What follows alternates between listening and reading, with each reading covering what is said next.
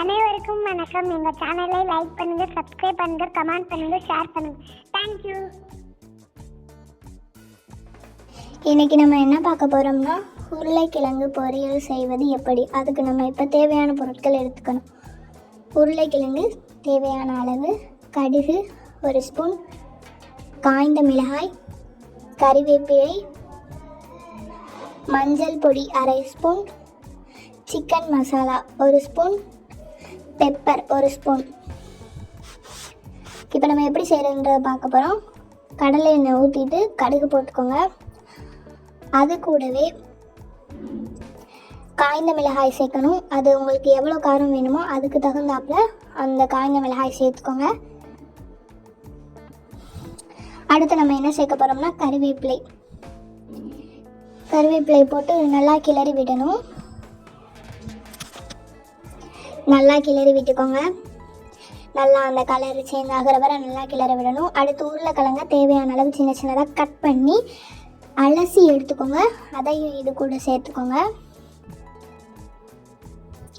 Cut பண்ணி சின்ன சின்னதாக தேவையான சைஸில் கட் பண்ணி இது கூட சேர்த்துக்கோங்க.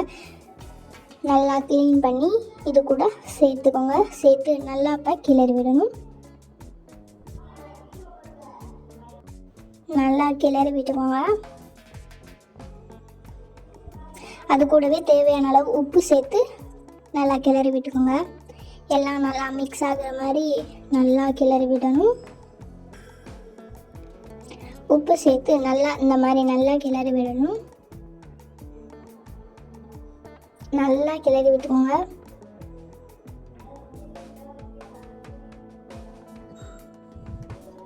இப்போ கொஞ்சம் நேரம் அதை வேக வச்சுக்கோங்க. வேக வச்சு எடுத்ததுக்கப்புறம் நம்மளுக்கு இந்த மாதிரி கிடைக்கும். நல்லா வேக வைக்கணும். அந்த உருளைக்கிழங்கு வேக வர கொஞ்சம் நேரம் வச்சிடணும். அதுக்கப்புறம் தான் நம்ம சேர்க்க வேண்டியது சேர்க்கணும். அடுத்து நம்ம என்ன சேர்க்க போகிறோன்னா 1/2 ஸ்பூன் மஞ்சள் பொடி. அது கூடவே சீரகமும் மிளகையும் அரைச்சி பவுடராக எடுத்துக்கோங்க. அதையும் இது கூட சேர்த்துக்கணும். அது கூடவே 1 ஸ்பூன் சிக்கன் மசாலா ஆட் பண்ண போகிறோம். அதையும் சேர்த்துக்கோங்க. இப்போ அதை 3ஐயும் சேர்த்து நல்லா உருளைக்கிழங்கோட கிளறி விட்டுக்கணும். நல்லா கிளறி விட்டுக்கோங்க. மஞ்சள் பொடியெல்லாம் போட்டு நல்லா இப்போ நம்ம கிளறி விட்டு எடுத்துக்கணும். நல்லா எல்லாமே மிக்ஸ் ஆகிற மாதிரி நல்லா கிளறி விட்டுக்கோங்க. நல்லா கலருக்காண்டி தான் நம்ம மஞ்சள் தூள் எல்லா மசாலாவும் டேஸ்ட்டுக்காண்டி ஆட் பண்ணுறோம். இதை நல்லா கிளறி விட்டு எடுத்துக்கோங்க. இப்போ கொஞ்ச நேரம் விட்டு பார்த்தா நம்மளுக்கு உருளைக்கிழங்கு பொரியல் ரெடி.